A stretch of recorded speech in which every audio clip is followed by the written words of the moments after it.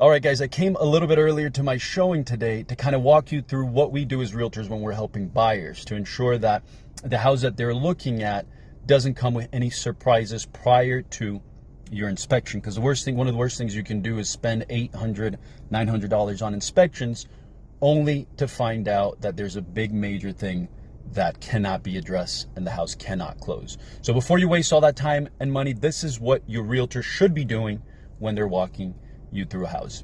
Stay tuned. So one of the first things we do when we come to a house is we walk the perimeter of the house to ensure that the roof is in satisfactory condition. Now, a lot of times contractors won't pull permits on the roof, so it's kind of hard to tell when the roof itself was replaced. In this case, we can tell that the drip edge, which is that aluminum area at the end of the roof, is pretty clean, and that the granules are also pretty solid and not faded at all. So what that tells us is that this roof was likely replaced within the last 2 to 3 years.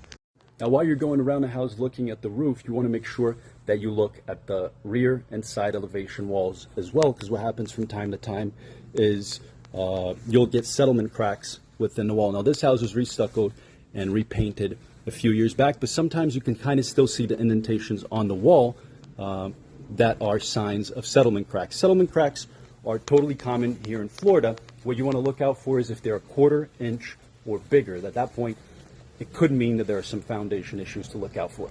Now, as we keep walking around the house, you're going to see this house here in particular has a screen enclosure. Now, as far as screen enclosures goes, what you want to look out for is if these screws here have rusted out and are coming off. If they are coming off, this is another item that we can denote in our offer that may need to be repaired. Obviously, as you're doing that, make sure that there aren't any ruptured or ripped screen on the enclosure itself. Since this is a pool home, you're going to want to check out the pool pump and the pool heater. In this case, the pool pump and the pool filter seem like they are the original. I'm guessing maybe the pump was replaced at some point, but the filter is the original, and the heater is also the original. We actually have a leak right here. I don't know if you guys can see it, but that's going to be needed to be addressed, obviously. Next, what we're going to do is take a look at the AC pump. Okay, in this case, here it is. This is how it looks like. All right, now for you guys to be able to tell the age of the AC pump, it usually comes with a little sticker like this, and in this case, it has a manufacturing date.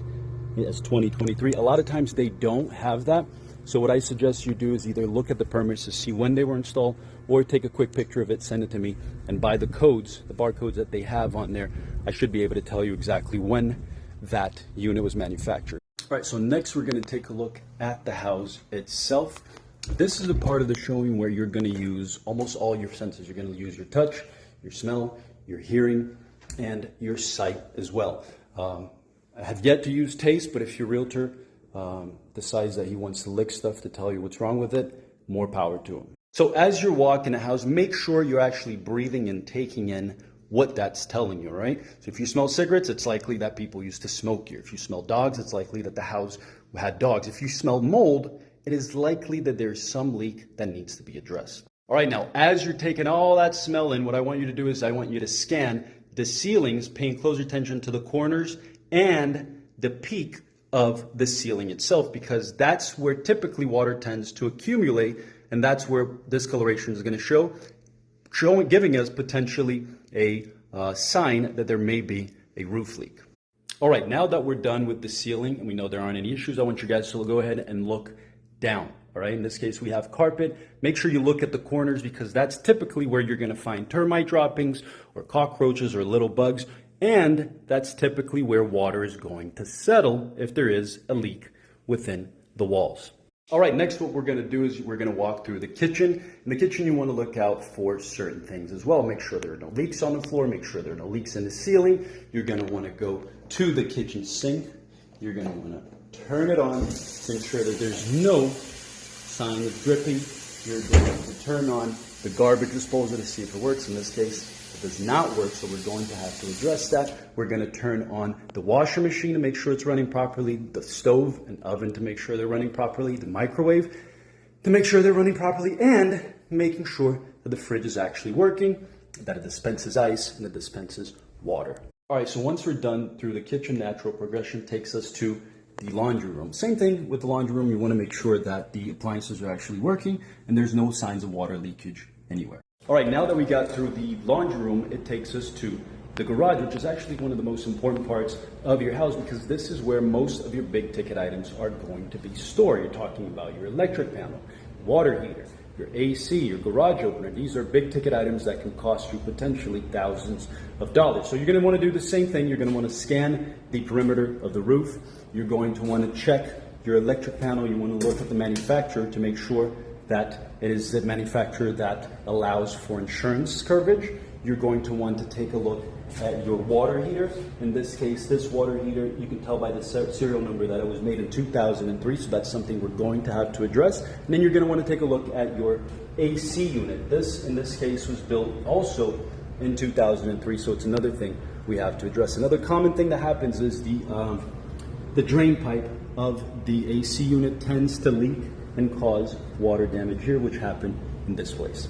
All right, now it brings us to the bathroom. When you're doing a bathroom walkthrough, you're going to want to do the same things you did at the kitchen. You're going to look at the corners of the walls and the ceilings. You're going to run the faucets to make sure that the water is working properly and not leaking. You're going to flush the bathroom, run the bathtub and the shower to make sure that there aren't any issues with those. And you're going to look at the corners of the bathtub and of the shower because that's typically where water damage accumulates. All right, last but not least, we are at the pool. Same thing with every other room. If there is a lanai in the pool area, make sure you're looking at the corners, the floors. Once you do get to the pool, you're going to look at the pool deck itself to make sure there aren't any raised, cracked areas because that could indicate that the pool was left empty for a while. You're going to want to look at the pool level. If your pool is lower than the filter skimmer there, if it's less than halfway through, I highly recommend that you get a pool inspection because that could be a sign of a pool leak. Make sure you scan also, again, the screens on the inside, ensure that there aren't any rusted screws, and make sure that there are no screens missing. All right, that basically concludes our walkthrough of a house. If your realtor is not doing something that resembles that, I think it's time that you reconsider who is representing you in the biggest purchase of your life. Take care.